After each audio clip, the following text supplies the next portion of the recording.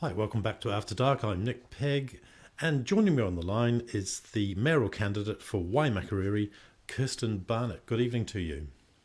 Good evening, Nick. How are you going? I'm doing very well, thank you. You've been You, very you've busy. recovered. You've recovered from your previous interviews, then. It was a bit traumatic, the dog one. talk I about being certainly enjoyed listening to it. talk about being in the firing line. It's going to be a bit like you for the candidate debates, I imagine. Yes, absolutely. And this will be the first time I've actually really done one because there weren't any really held last time when we were standing for council, and they tend to focus on the mayoral candidates. Now, is the political centre of Waimakariri, is it at Rangiora? Oh, now I would be shot for saying that because we are actually an amalgamated district from 1989, which had several very important areas put together. Our building is in Rangiora, however, we have some major towns which were all put together, including Kaiapoi, Oxford, Woody and Pegasus area, and all the rural district as well. You've been tremendously busy over the years, and I think it's one of the reasons that you feel confident to put your hand up to stand for mayor. Can you take us through some of the things that you've been doing? Sure. Well, I've always said to people that I was a bit of an accidental counsellor. I moved to Woodend in 2004 to have my family, and during that time, NZTA brought out a consultation about whether they were going to four lane through our village of Woodend, which obviously upset quite a few of my neighbours.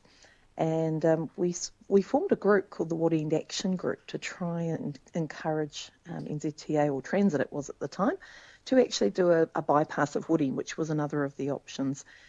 So we worked together on that. We held a public meeting which had 230 people attend. We got a 27% return rate on the submission, which was one of the highest they'd had in the country. And we really advocated for that majority community view to come forward.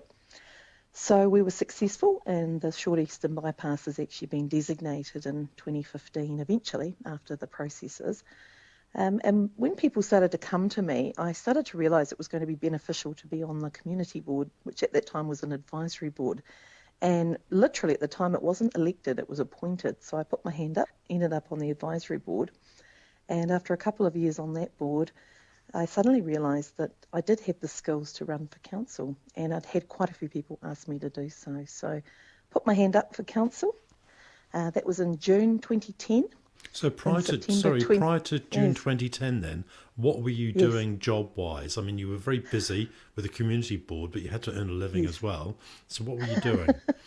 Well, I was actually raising my two young daughters. Oh, right, So I full was time mum. effectively a full-time mother, but I also worked part-time as an electorate secretary for Kate Wilkinson, who set up a local office in Rangiora when she was the MP out here. So I was doing a part-time job, but also my most important job was raising my two daughters. Yeah, but it was still in politics, not raising your daughters, but working for Kate Wilkinson. So you've had a very broad background. You're bringing quite a lot to the table. Yes, well, it's really interesting when I look back on my history. I wasn't someone who had an actual career plan. I didn't train in engineering or in nursing or in anything that was actually professional vocation. Did a degree at Canterbury in Japanese language and started my first role as a Japanese-speaking tour guide in Christchurch, ironically, after spending a year living in Japan overseas. So at that point, I really didn't have a clear view as to what I wanted to do. I had a lot of skills, but not quite sure. So I ended up in the travel industry. And from there, that led on to sales, marketing, and communications industries. So what about your expertise in sales and market? And sorry, the communication side of things. Sure. So when I was actually up north, I ended up working in advertising for Hawke's Bay Today newspaper as a key account executive.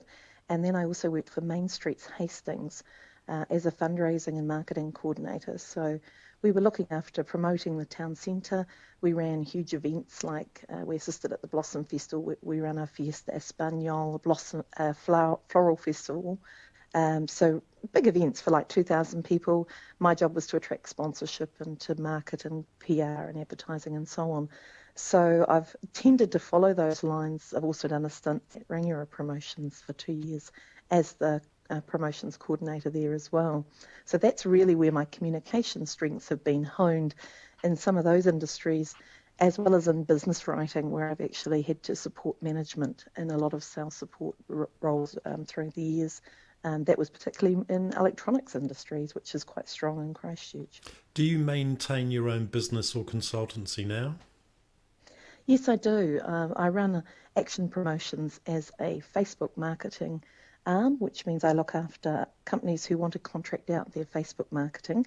And I also train people who want a little bit more skills about how to market themselves effectively using Facebook, which is still, for my demographic, it's still the biggest social media platform in the world.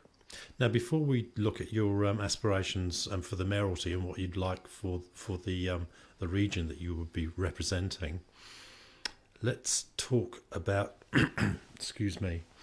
Actually, no. Let's go straight to that because I'm just a bit wary of the time that we've got. Of course. What do you?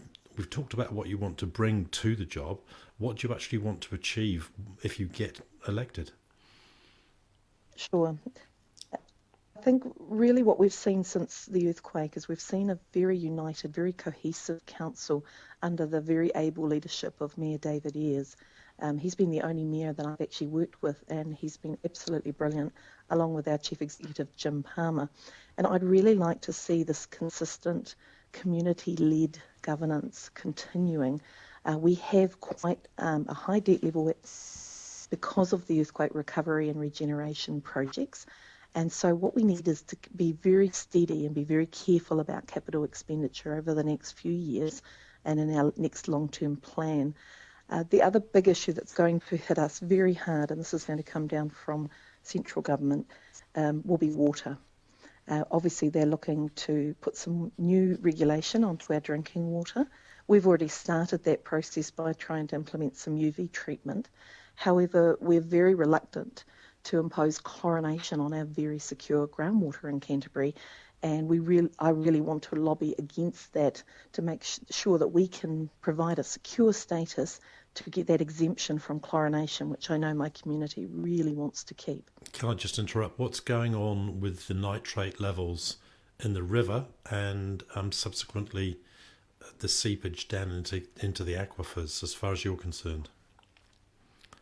Yes, we're monitoring that very, very closely.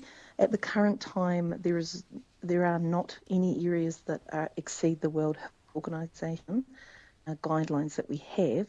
However, there are some shallow wells that are getting close to the limits, and we've recently just initiated a program of testing and some advice to landowners about how they can actually treat private wells for nitrate. Of major concern to our community.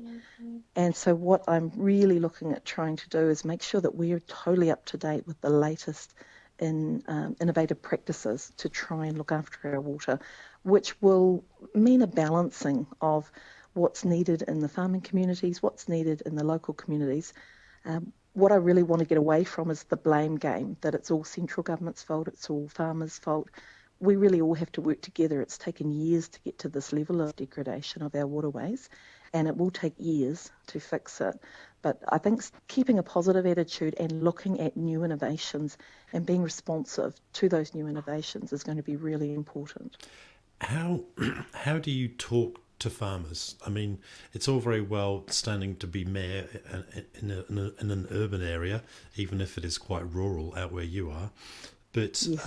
how do you communicate with farmers and get their views? Indeed, how do you get them on board? The absolute best way to do that is listening. I try to attend events. I find that actually attending an event at a barnyard or in a Federated Farmers event, a woolshed event, all those sort of events, that's actually where you have the real conversations, when you get together and you're having a cup of tea in the breaks. So the main feedback we're getting, they obviously can contribute to all of our normal annual plan, long-term plan discussions.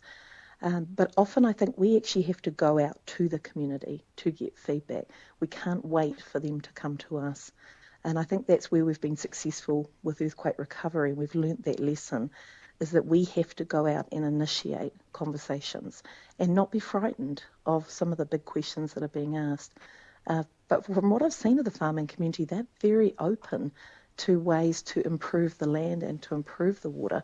They're actually guardians of our environment in many ways, and they've already made a substantive range of changes. So we need to just encourage and facilitate that. What was turnout like for the last local elections? We sit around the 35 to 40%. It's relatively pretty bad. low. I mean, It's Christchurch pretty was low. about 38, 39% from memory. Yes. It's kind of sad actually, because I guess people don't realise how much impact local government has on their daily lives. Every road you travel on, every time you flush the loo, turn on the tap, put your rubbish in a bin, go into our town centres, go to our parks, even when you go to a cemetery, these are all local government functions. And if they were disappeared or were not being kept up properly, you would notice a real drop in your standard of living. So I think it's really important to let people say that local government isn't about politicians. It's actually about people, and it's about the way you live and all the things that are around you that contribute to your quality of life. From what I've read, more power is being devolved to community boards in Christchurch. Is this the case in Waimakariri as well? What we find is our community boards are incredibly valuable as the eyes and ears out in the community, and I certainly use them a lot. My ward covers all of Rangiora as well as the rural area of Cust, right out to Loburn, North Loburn, Ashleys, and Okuku. So I can't see what's happening in Okuku every day, but I can ask my community board member who lives there what's going on in that area. So to me, the community boards are an absolute brilliant vehicle to inform councillors, and it's very rare for us as councillors to go against a community board decision or recommendation. However, out here they don't have a huge amount of delegations, and when we've done a review with them, they haven't really asked for a lot more, but we're always open to that discussion. And I have found that having a community board in all areas has been incredibly beneficial. Is there anything more that can be done to encourage people to turn out and vote?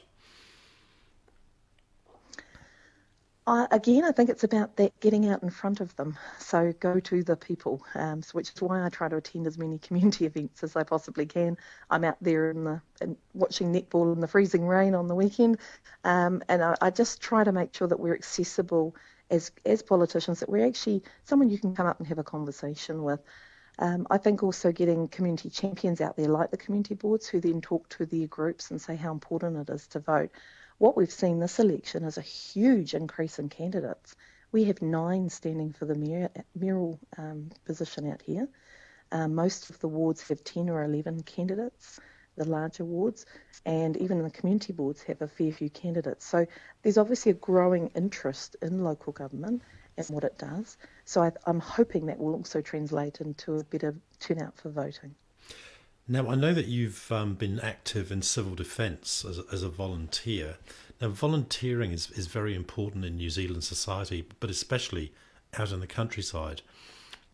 Is the volunteer sector in robust shape in Waimak? It's incredibly robust, actually. In fact, last night I attended an event at the Cust Volunteer Fire Brigade where a husband and wife had both been serving 25 years in our local fire brigade, which is one of only 2 husband and wife teams in the entire country. We have an incredible pool of volunteers, and we have a community services ward everywhere, and I'm amazed at how much time and service is given out here. The community just couldn't run without these types of volunteers out helping.